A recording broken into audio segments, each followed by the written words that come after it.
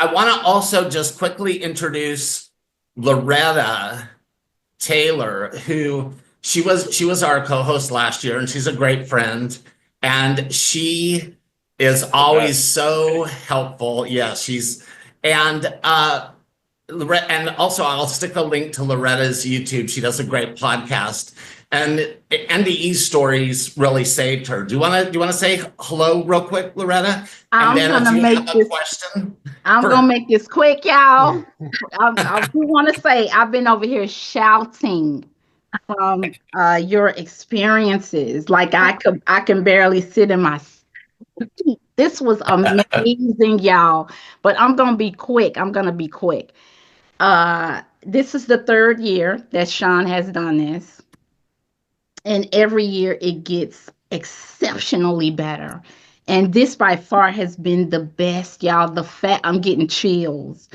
The fact that we have every single speaker has talked about suicidal ideation. Number one, what you're doing in this moment is you're normalizing that conversation, right? People will feel more comfortable coming forward and being honest about that.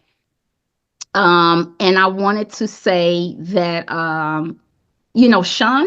Sean looks for Black and brown voices from experiencers all throughout the year.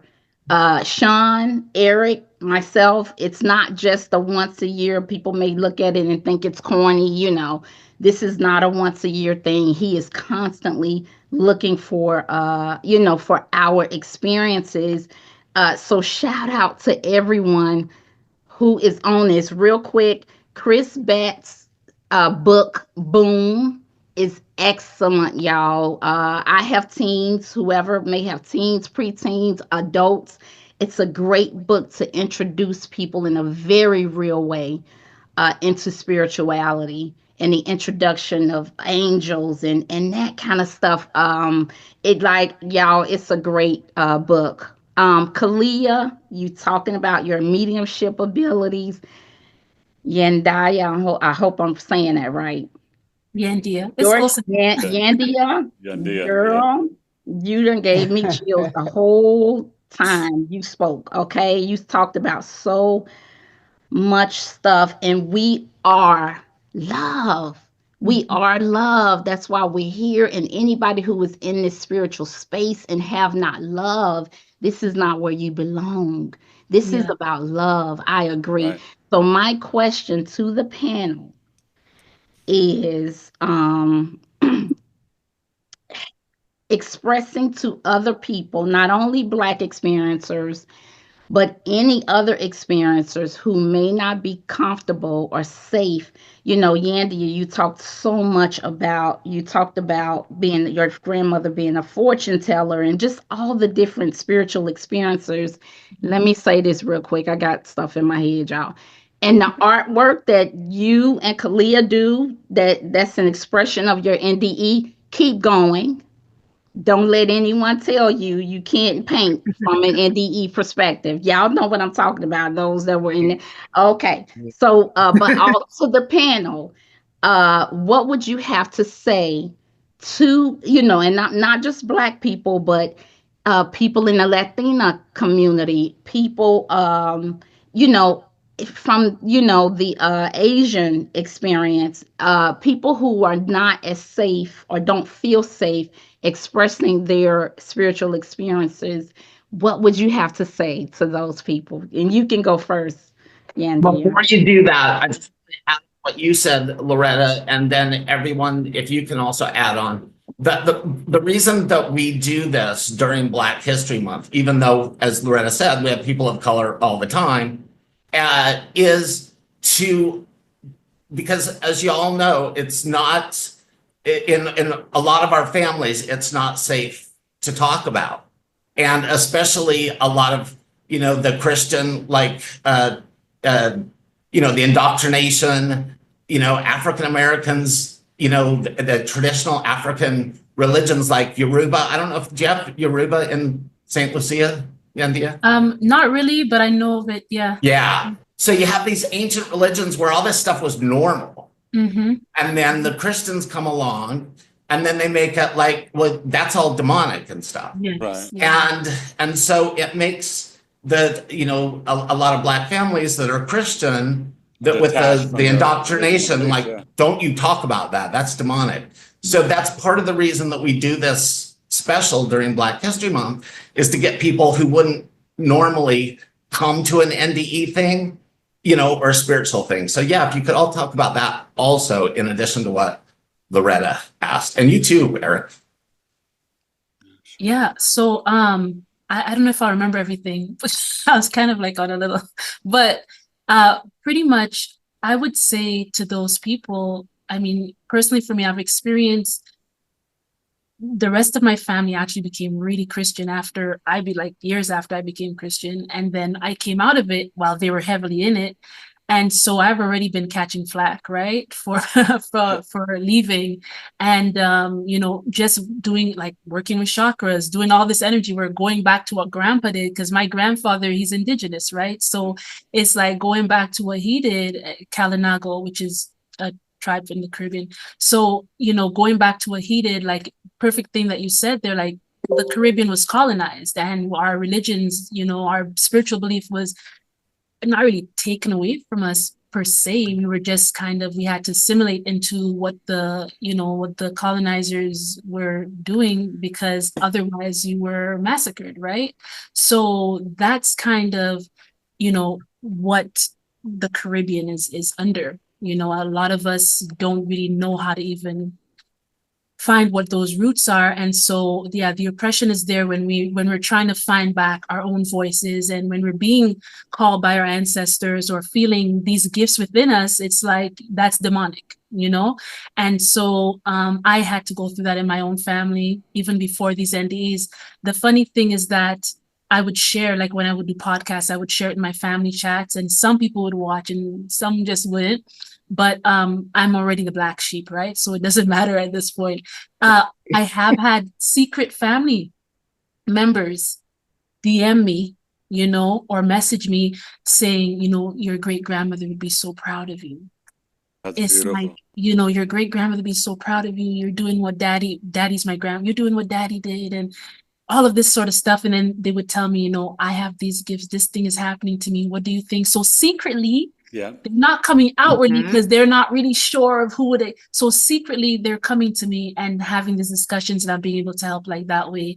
And then I want to also say is that the amount of people, that have been assisted by me sharing my story, whether it's because of the miscarriage or because of whatever I've shared, the amount of people, I mean, you may have 100 people in your family, and yes, you love them, but for the hundreds of thousands of people who will hear your story and you will help, like, you're only family with these people in this life. They are not your only family. You understand? We have family across. I mean, we could have all been related in a life before. Who knows? Doesn't matter what color we are now, so just think of it like the natives have a way where, or indigenous have a way where we look at like even animals and plants as brother and sister. And it's because we all share life. I think if you think of it that way, it will be easier. Like, just let go and let love. Just let go and let love, and you will get your real family. Your real family will come. You won't feel it. You won't feel the missing. Like, I don't feel the missing. I have so much love around me. It doesn't really matter. In many ways, the NDE, it's like our soul family. It is. NDEs and It's so the real forth. family, the better one. Our sharing group kind of turns into family chat, which Khaliah, tell us a little bit about your experience in relation to that.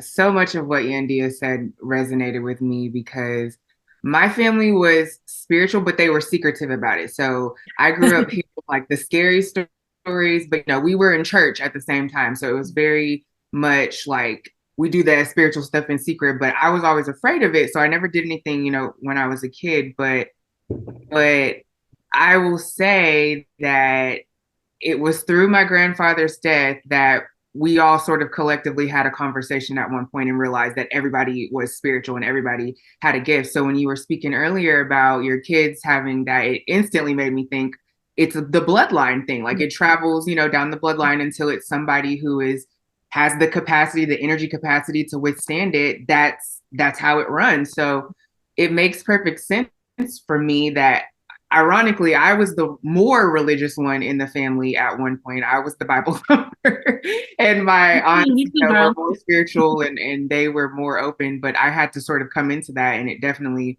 broke open after my experience. But the thing that I think I want to tell people is that exactly what Sean said, you'll find your real family, like you'll find your people. And when you're operating in that space of authenticity and love and acceptance of who you are and what your truth is, you're going to naturally gravitate towards people, and people are going to naturally gravitate towards you. But I'm the whole black sheep of the family. Like I don't talk to none of them. So that was hard because I never thought I would ever do that, but it happened so organically and naturally. It wasn't anything forced. It wasn't a big blow up thing. It was just, we sort of vibed off. And for me, like, I really want people to know that it's okay to be different, and it's okay to love yourself in a space where people aren't truly loving you. Because when someone truly loves you, it's about acceptance and compassion and all of that. So if your family is making it difficult for you to live in your truth, and that's not love. So it's okay for you to choose to love yourself more and say, I want to be around the love that's like this. I want to accept this kind of love. And so it doesn't have to be a knockdown, drag out argument type thing. That's what it wasn't that for me. It was just a choice that I made. Like, I want to be in the safest spiritual space that I can be in. And that means getting away from people that harm you. And unfortunately, that's a lot of people's story when it comes to their family, but especially the religious aspect of it. I had one side of the family that was more religious than the other. So that I'm talking about two different sets of people, but ultimately I had to just accept that we're all on our own journey. We're all meant to come into understanding, and some people are meant never to ascend, and that's their journey. Yeah. So it comes with a level of understanding that when you see what someone has been through, you see their past, you see your place in that and what you're meant to do with all of that, you have to accept that some of your journey may not include them, and that's okay. And there's nothing wrong with it. You're not mean, you're not angry. It just means that you're choosing you. And ultimately, we are here to see us. You know, I love what someone said earlier about us being a reflection, like we are God, our internal source is God. And yes, I've totally said that in one of my other interviews, that we are God. And so the only thing we're standing up against is us. And when you're being judged, it's not, you know, the Christian way of being judged, but you're going to stand before yourself. And did I do the best thing that I could do for myself? Did I make the best choices that I could make in love for me? Did I give love to the world? So when I look back and ask myself about, you know, because people love to say, oh, well, that's your family, and, you know, and why would you, and that's a very relatives.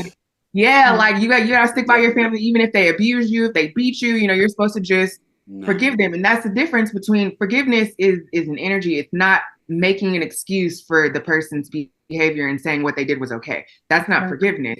So when I look back at it, I'm asking myself, you know, am I going to look back at this choice and see my intentions were pure? And that's the biggest, you know, indicator of whether it was a good or bad thing. And really, like, I loved when you were saying about the vegan, and you're like, you could be a whatever and you could eat plants all day, but that's so true, because the intention behind everything is what truly matters. So as long as I'm choosing this in love and not hate or, you know, shaming other people, then I'm okay with that. So it does take courage. But once I found the people and the connections that were truly meant for my journey, I didn't miss that hateful stuff. I wasn't really missing anything, because grief is the absence of love. So if there's no love, there's really nothing to grieve. So people often ask me, you know, what are you going to do when your parents die, or blah, blah, blah. And like, well, as a human being, will I feel sad? Of course. But my everyday life is better living in peace and authentic energy versus being suppressed and enslaved to a concept of entitlement because they're family, you know? So I would just encourage people to trust the other side of the process, that if you're being called to step away, there's something that's going to catch you when you're on that other side. So, you know, Khaliah, it's so nice that you said that and reminded that, because, you know, a lot of people that, we've grown up Christian and we think Jesus said, how often do we forgive 40 by 40 or whatever? But many of us confuse that with being a doormat. And Yes. Right. And that's never That the- is not what they're the- asking us to do. exactly. You can love them, but love them from afar. From And a so distance. it's Okay. Yeah. Well, I'm glad that you. Sean, let me say this because I think what you guys are saying Yeah. is so beautiful.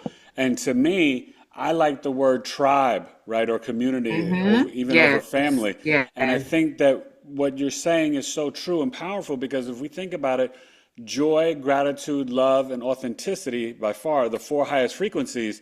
And when you're Yes. living in that space of love and authenticity, that family could be your neighbor, it could be the stranger in the street, and you will energetically attract your tribe. So when you are emitting that love, and I know when I came out of my NDE, it increased so much, even the love, like you were saying before, for the plants, right? The plants and trees, they're sentient beings, right? Science is always catching up to spirituality, right? And they're learning, like, just like how when you're like a mile away from your home, a dog or a cat can sense you, well, so can your plant. And so that's the message that I want everyone to say. And when you asked the question earlier, and how you guys were talking about in the NDE realm and the spiritual realm, when I think about the dream or the NDE, what's so fascinating, and just like both these powerful women were saying, you will see things in the spiritual realm, and then it may actually play out or manifest in reality later on. And I've had these experiences of what I saw during my NDE has now come to fruition. And it's very humbling and very powerful, but it lets you know that life is eternal. And on the other side, there's so much truth and wisdom. And I loved how you were saying that you were just standing in that truth, right, Yandea? And, and even when you mentioned the wall, and I didn't experience the wall experience, Yeah. like two of you were saying, but you do kind of like everything is kind of answered for you as soon as you think it or even kind of even feel it. Yes. But, I just loved all three of you, the intention, and I just would encourage everyone to continue to explore love and really the self-love, because we have to love ourselves unconditionally. And we must all, as I say to all my clients and on my podcast, we must retire from negative self-talk. And that goes back to what Chris was speaking about, and so powerful. And I just loved, how Chris spoke that, and just the intentionality with working with the special needs children. It's so magical, and I did it for 10 years and I miss it. But, thank you so much. You guys, this was, beautiful. So I applaud all of you. Well said, Eric. And by the way, just for everybody, if you didn't see Eric's story when he spoke to Hawaiian IANDS, I just stuck a link to it. He was in a coma for 40 days and has some very amazing experiences. And what's so cool is like you, Khaliah, for many of us after NDEs, we do lose relationships. Yes. And divorces are really common.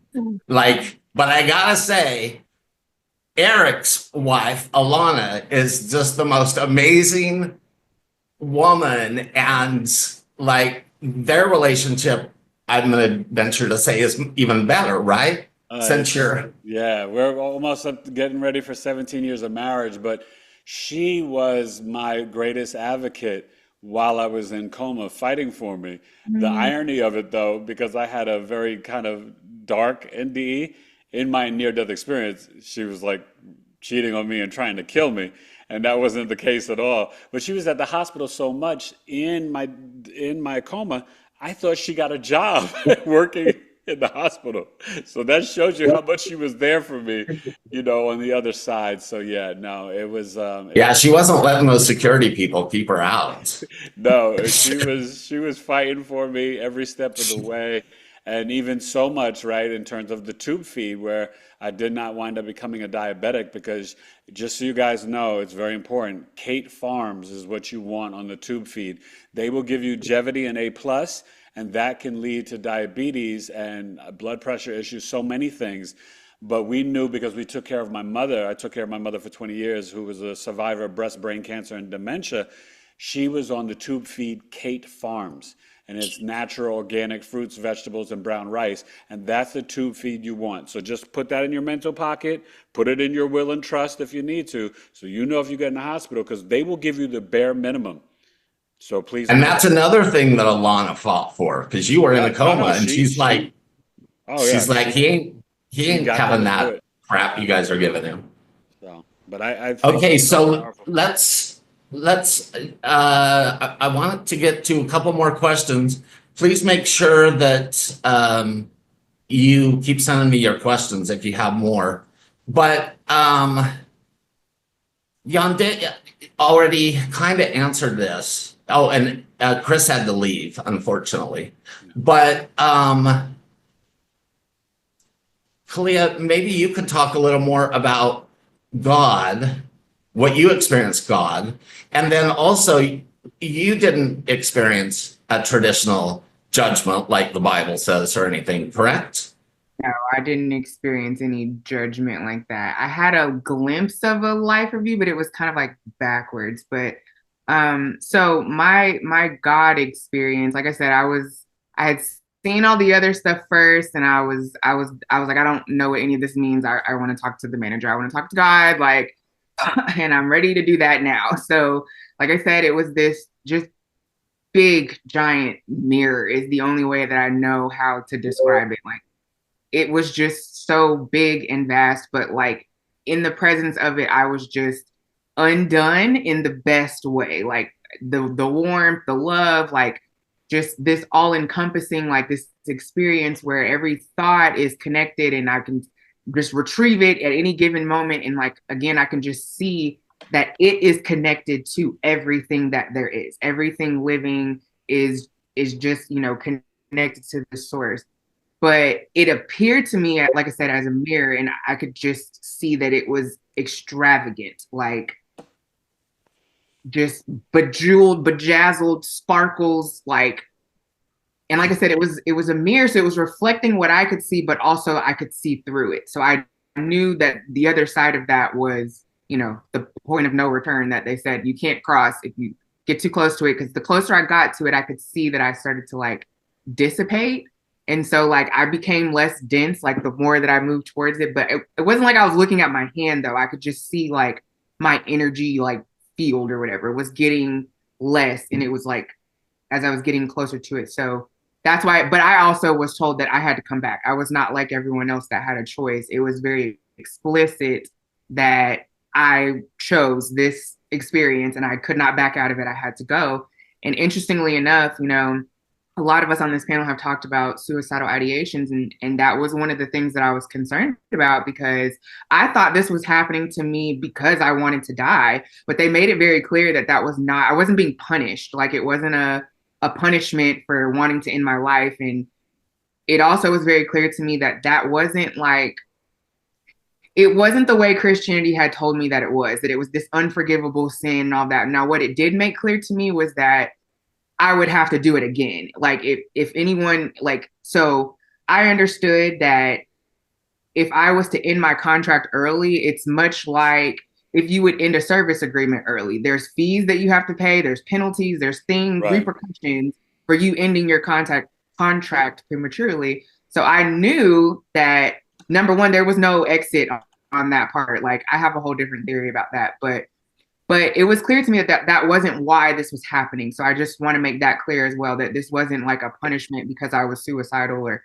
nothing like that, will truly separate. And some people, that is a part of their exit plan, is that choice. So that wasn't mine, but it was. Because we all have soul contracts, yeah.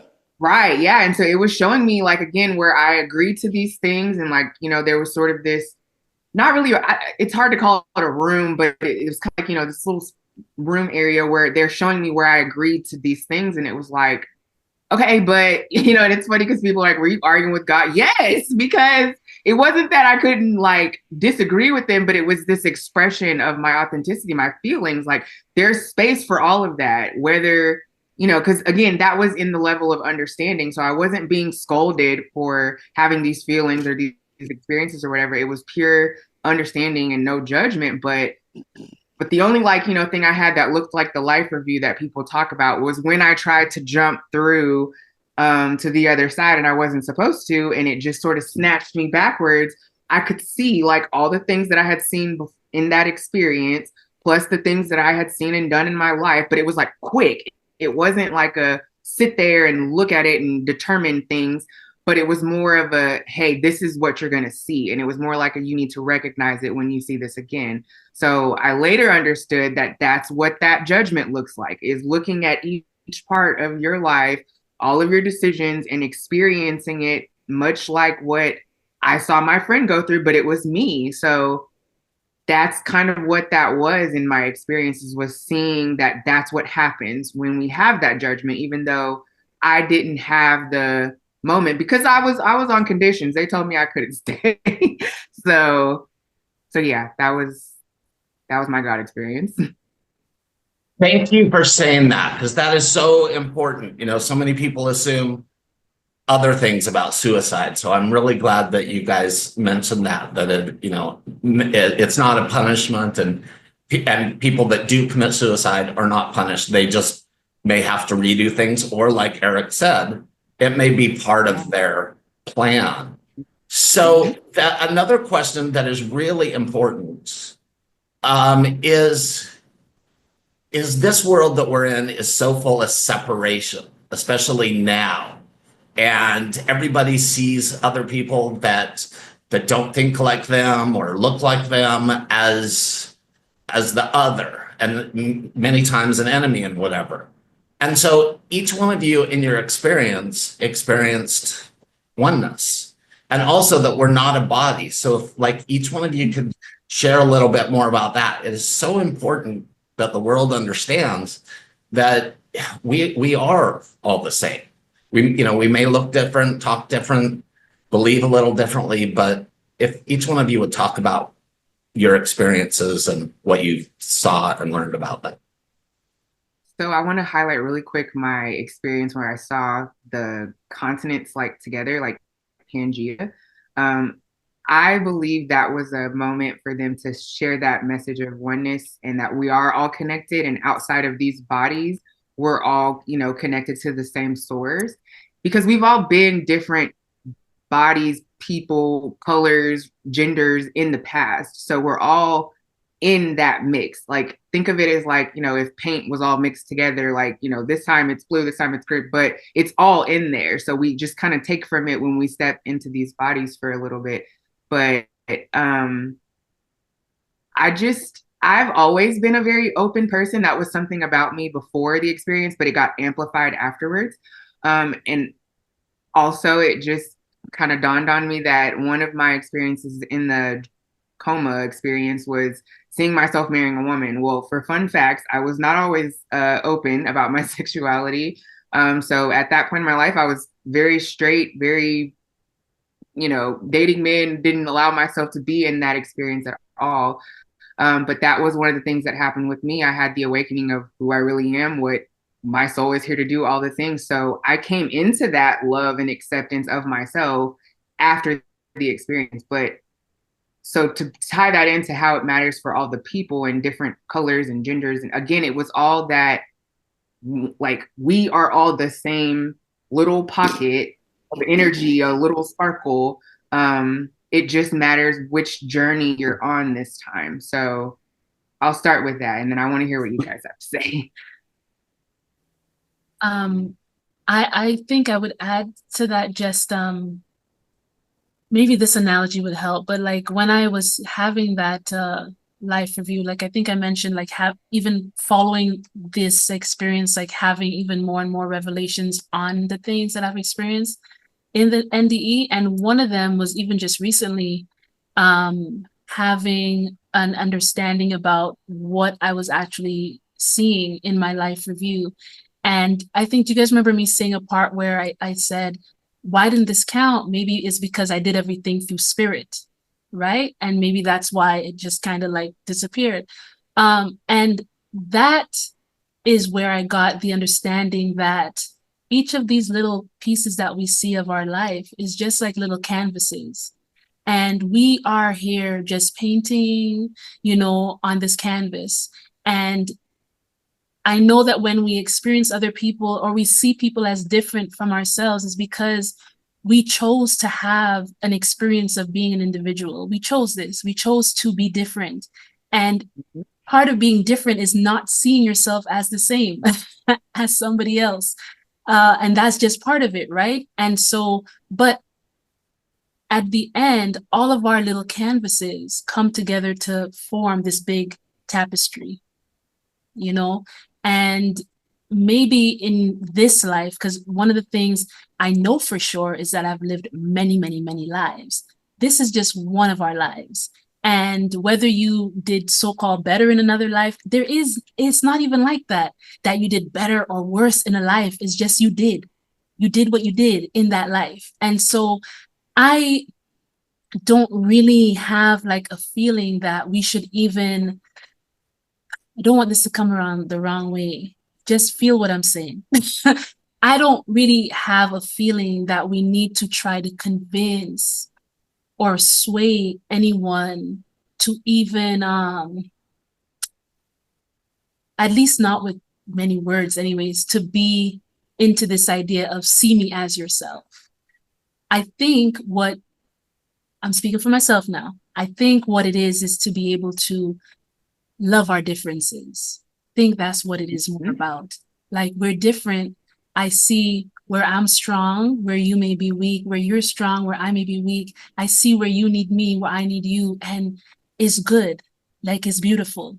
So I think if we focus more on, yes, we are different and we love it. It's good to be different. It's okay to be different. Man, imagine a place of just What can we one. learn from our differences? Exactly. But everything, if you think of it, everything we love about life is the difference, right? Like different flavors of ice cream, different flowers, different days, the sunrise and the sunset. And then when it's just a bright day, the moonlight, you know what I mean? Like, we love differences. And so I think for me, it's not trying to help us all see each other as the same to be one. It's seeing that we are different and there is oneness in the difference, because that oneness is making one beautiful artwork, one beautiful tapestry, different cloths, different, you know, threads weaving, going different directions, different colors. You get what I'm saying? Different tightnesses, different everything to just make a beautiful thing. And I think that's where I think it's, you know, will come together at that point. It makes me think of, and help me with what kind of art this is, but that art you see where they start in a small space and they put one color and different color, and you don't even know what it is until the whole thing is together. But it's this beautiful picture, but you don't even see it until you see the whole thing together. So you step back. Like you step back and see it. Yeah, that's exactly how I see us coming together as humans and really uniting over the differences. It's not about I don't see color or I don't see the difference. Exactly. No, see the color, see it. Yeah, you have to see it. Yeah, see it, respect it, ask questions, and be curious about that. What can we learn from our differences? That's the most exciting part about, you know, being a person that has friends from all walks of life, colors, ages, you know, everything, is that I get to learn something different, a different way to do something, and that's okay. Yes. Yeah. I want to just say this because I think it's so beautiful what you guys are saying. And, you know, as an astrologer, I want to say to you guys, what's really fascinating is the natal birth chart. And we talk about soul contracts, and that connects to like the Kabbalah and all that. Very different, not the Cabal. That's something negative. The Kabbalah. Life and all that. I just want to make that clear. But, you know, the natal birth chart is the map of your life and the remembrance of your soul. And even with the NDEs, I can see, you know, NDEs in the birth chart. You can see different things in the birth chart. Even those spiritual gifts that you have, Yandea, in the family and the lineage, you can see that in the natal birth chart. And so it's just really powerful. But we have to understand, we are not victims in the 3D, 4D, or 5D. We chose this. So it also means we're strong. We're built for this. There's nothing to fear. Faith over fear. Don't fear who's the president. Don't fear who's this. Don't fear who's that. We have to, and I've been Exactly. saying Say this that like again, please. months before the election, right? I've been Yeah, saying to people, Mhm. we are called, and at this time, we need to become the president and leaders of our own lives. that's Stop right. relying on these structures and Just systems. They are outside, yeah. dissipating. They're Hmm. What's happening right, dismantling. yeah. And what's happening right now, it's supposed to happen. So Exactly. Mhm. focus on the self-love, focus on your spiritual discipline, no days off, and really just stay in joy, gratitude, love, and authenticity, and Yeah. everything will fall into its perfect place for you in your life. So just, stay, every morning, when you're intubated and you're in coma for 40 days, literally, I had to relearn how to do everything. And so just breathing and Same. feeling the sun. Yes. When I tell you gratitude, like I can't help but be in gratitude every day because when you go on the other side and you come back, you're just like, oh my gosh, my skin, the sun, the Yeah. laughter of your children, like whatever it Yeah. is, right? Yes. So just try to, without having an NDE, for everyone on this, this Zoom right now, just try to just enjoy Yeah. breath, enjoy laughter, enjoy the sun, enjoy Be everything. present. Yes, be Mhm. present. Yeah, because all we have is the now, the That's all that consciousness. exists. Yeah. Yeah. Thank you so much for saying that, Eric. And by the way, just to remind everybody, Eric is an amazing astrologer. And what Yeah. he was saying about the birth charts is really cool because my mom, she used to do astrology by hand. And she predicted when I was a kid that I was going to die or something was going to happen at 50. And sure enough, that's when I had my profound NDE. And then Eric was able to go back and to see it in the chart. And Yep. Khaliah, didn't you see yours as Yeah, well? the same thing. I wasn't into astrology before it happened, so I didn't get to know the preview. But afterwards, I was able to go back and look exactly in my chart. And I have my son is in the eighth house, and there was all kind of indicators that, okay, this was gonna happen and that it would have something to do with fire and emotional stuff and mother. And like, it was just a whole picture. And I was like, It's it was incredible. here the whole time. So It's yeah, but incredible. then Yeah. that gave me peace about knowing what was coming, and I didn't have this anxiety about dying. A lot of people ask if we are scared of dying now, and it's like, I'm not. I don't know about you guys, but I'm not. So Well, because it's not astrology the is amazing. end, right? It's not the end. It's We Right. not. have It's just eternal like life. Yeah. it's the beginning. Yeah, it's just a transition is really what it is, more than anything. Yeah. Mhm. But I actually wanted to ask a question, and this is a little different, but I noticed some synchronicities within our stories. So, Yandea, I know you talked about you didn't want to receive any blood transfusions, and I actually received a lot. I received 59 units while I was in my coma. So, Wow. my experience was that I woke up feeling like a different person. There was an obvious Yeah. energetic difference. And I didn't Yeah. know at the time, but afterwards I was like, it's because someone else's blood was in me. So Yep. I would be interested 100%. if you have any experiences about that. And is that why you Yeah. chose That's not why I to? chose not to. Yeah, I knew it. I was Yeah. like, oh, she Yeah. knows. Because for me, remember my beginning is a little different. Like a big part of my journey is literally actually without getting into anything too deep, but like being able to read my DNA and my bloodline. So I couldn't tamper with, I'm not going to say contaminate, that sounds weird, Yeah. but I know what you you mean, know what I mean? I though. didn't You're not want gonna mix to the blood. mix it. Yeah, I'm not trying to mix mix it the up. blood because Mhm. so I really have a very clear, I know how to do that for myself, right? And so I was not trying to deal with anybody else's ancestral anything. You know what I mean? Yeah. I got, this real physical thing here. And I also knew that this is the way that I had to get out of this, right? Like I said, having to turn back and eat meat again was a whole journey in itself, which I had to and chose to obviously experience to really know that what love actually is, like I have to be able to really know that. And so that's just been, my thing. But definitely, and I've met other people too who've said that they also did not receive blood because spirit was like, you're not going to be the same after this. And then other people have. So I think the key thing, guys, is not there's a passage in the scripture that talks about, the letter killeth and the spirit gives life.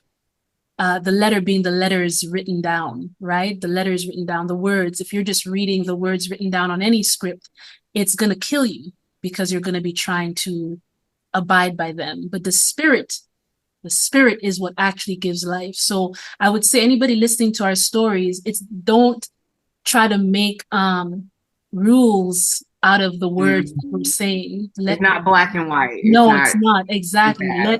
Let the spirit, we're each on our own journey. Yeah. Let the spirit lead you.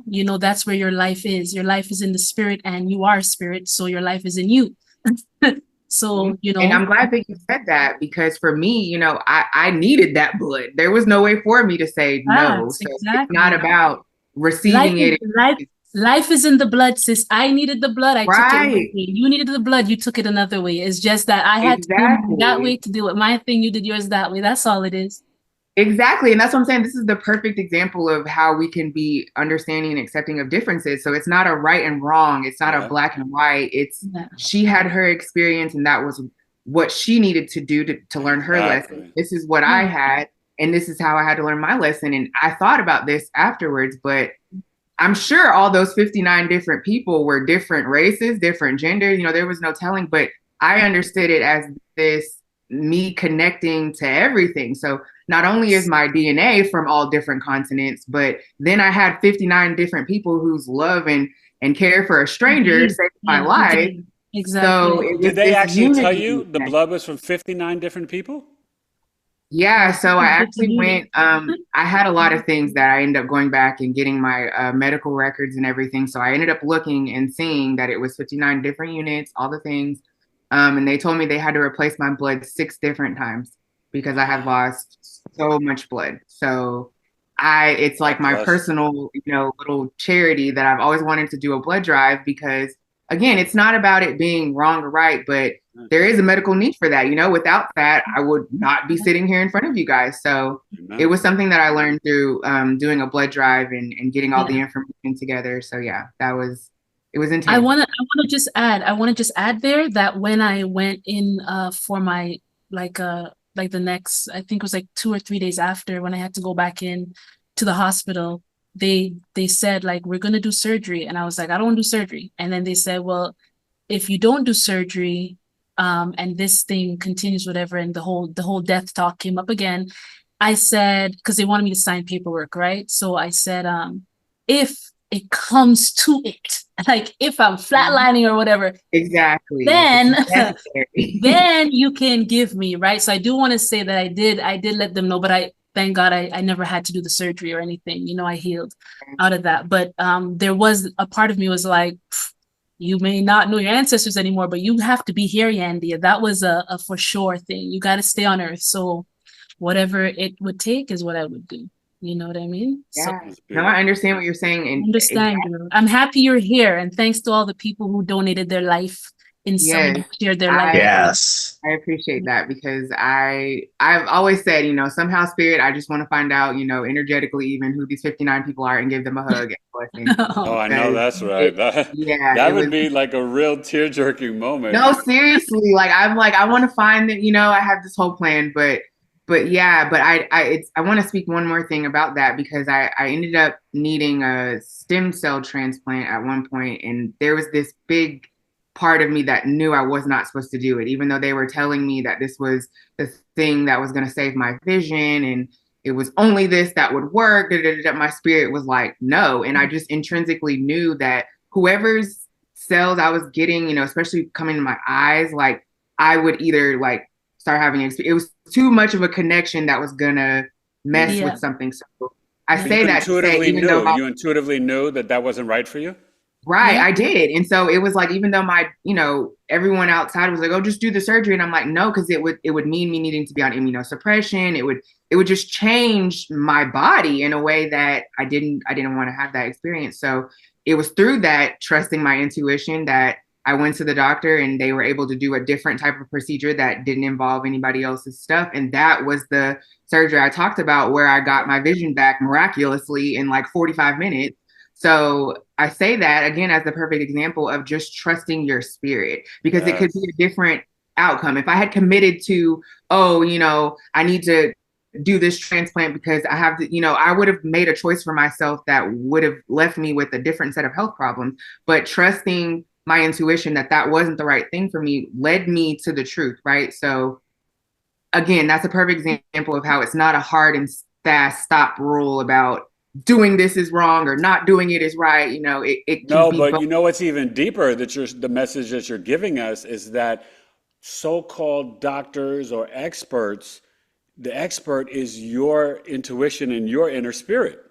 That's Yeah. the Yes. expert You for know what you your better soul than you needed, know. right? So you listen Yes. to yourself Yeah. and you wind up getting healed a different way. A different So way. sometimes we have to be patient and be still, right? Yes. Yes. And the Bible says, be still, right? Yes. So Ooh, I that's got really that tattooed on my powerful. hand. Be still and know. That's right. I'm That gonna is give you one beautiful. more clue, and then that's it for me, maybe. You said Baby. your purpose was breaking gender. What did you say? Breaking Breaking. generational Breaking curses. generational Yeah. curses, yeah. Okay, so I want to say this because remember I told you I'm in the blood work in myself, right? That's big for Scorpio moons, by the way. You now Oh, have you you now have this idea of a purpose of breaking generational curses, and you have the right to do that now because that blood is in you. You have I 59 know. plus your other all the Yes. generations within you that you now have actual spiritual authority to work Woo! with bloodlines. Girl, I just So, got chills. Yes. you And I know, That's it's deep. all for a reason. it's You all know? for a reason. And I unpacked that because I kept, you know, Spirit kept bringing me back to that Pangea thing. And I was like, what do you want me to know? Like, what am I supposed to know? And so earlier in our session, when I said, I think it was just to one person, but I said that, dang, I just lost my train of thought. But basically, what I'm trying to point out is that I felt like that was why I needed access. I needed Yep. the spiritual authority to be able to talk to each and every person. And not only am I, you know, from Africa and Europe and Asia and indigenous culture just by my own blood, but now I have other people that, you know, so it's like I just almost have like spiritual inheritance of generations of ancestors, basically. So I found that out. And then I found out, you know, I was born in Tulsa, Oklahoma, and I didn't even know this when I lived there, but it's one of those center of the world portal places. And so when I found that out, I was like, oh my gosh, so this was my birthright. And when I looked it up in my birth chart, I was like, it's right there that I would be connected to everything and every source, basically, so that I could speak that. And it would be coming from a place of authenticity, of being and not just saying. So I love that you just confirmed that. That's amazing. You guys are so amazing. We're going to have to end this, but just for everyone that is here, the connection that you're seeing, what is really cool is Yandea and Khaliah have never really talked to other NDEs before until our sharing group. So all of you are welcome to come to our sharing group, which is the third Tuesday of every month. You don't have to be an NDE. Just, you know, everybody's had spiritual experiences, even if you're not sure. But this is the kind of energy that goes in our sharing group. And so please join us, anybody who hasn't come. And I just want to thank you guys and thank everybody who has stayed with us the whole time. Yes, I mean, thank you, everyone. that is amazing. And, you know, thank you, Eric, so much. And you can go to biggieastrology.com to Eric's website, and it'll also take you to his YouTube channel.